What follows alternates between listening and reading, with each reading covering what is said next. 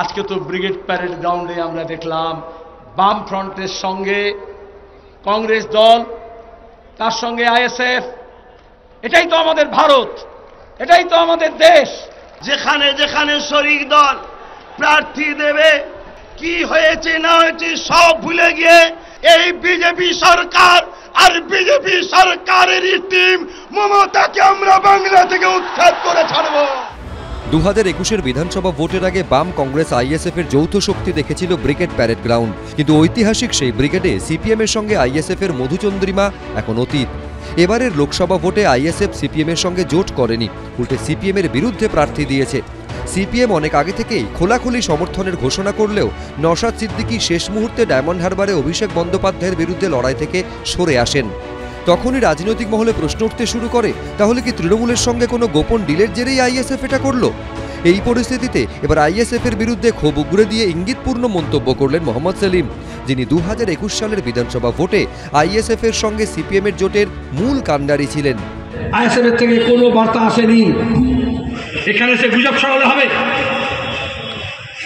তাহলে মাঝখানে কেউ ছিল? যদি প্রেস কনফারেন্স করে বলায় তাহলে কিন্তু মুখ লুকোবার জায়গা থাকবে না। আইএসএফ মিনস ভোট কাটুয়া পার্টি। তো সিপিএম এর সঙ্গে তাদের কথা ছিল, কংগ্রেসের সঙ্গে তাদের কোনো আলোচনা ছিল না, আজও নেই। বিধানসভা ভোটে আইএসএফের সঙ্গে জোট করে সিপিএমের কোনো লাভ না হলেও ভাঙড় থেকে জয়লাভ করে বিধানসভায় যান আইএসএফের নওশাদ সিদ্দিকী। আর এবার তো লোকসভা ভোটে জোটই হয়নি, উল্টে মুর্শিদাবাদ, যাদবপুরের মতো যেসব লোকসভা কেন্দ্রে সিপিএম ভালো ফলের আশা করছে সেখানেই তাদের বিরুদ্ধে প্রার্থী দিয়েছে আইএসএফ।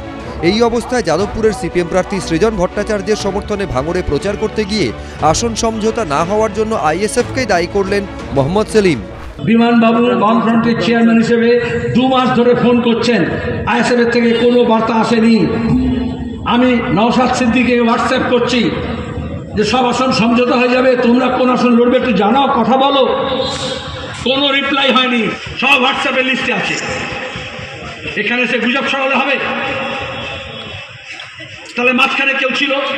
যদি এমন কোনো তথ্য থেকে থাকে মোহাম্মদ সেলিম সাহেবের কাছে, আর তাহলে সেটা জনমানুষে নিয়ে আসুক, প্রকাশ করে দিক।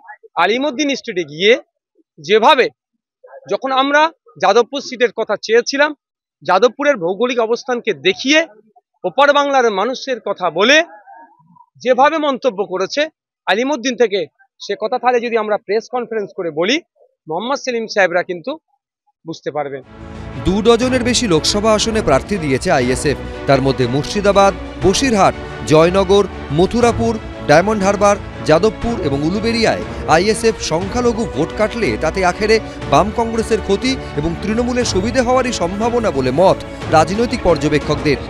যদি আইএসএফ এর পক্ষ থেকে ডায়মন্ড হারবারে অভিষেক ব্যানার্জির বিরুদ্ধে দাঁড়ানো হতো, খোকাবাবুর বিরুদ্ধে কেউ দাঁড়াতো, তাহলে আমরা বলেছিলাম যে আমরা প্রার্থী দেব না, সেটাও তারা করেনি। স্বাভাবিকভাবেই আজকে তাদের পরিচয় হবে ভোট কাটুয়া পার্টি।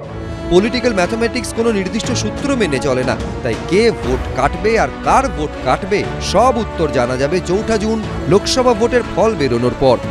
রঞ্জিত হালদার, অনির্বাণ বাগচি, এবিপি আনন্দ।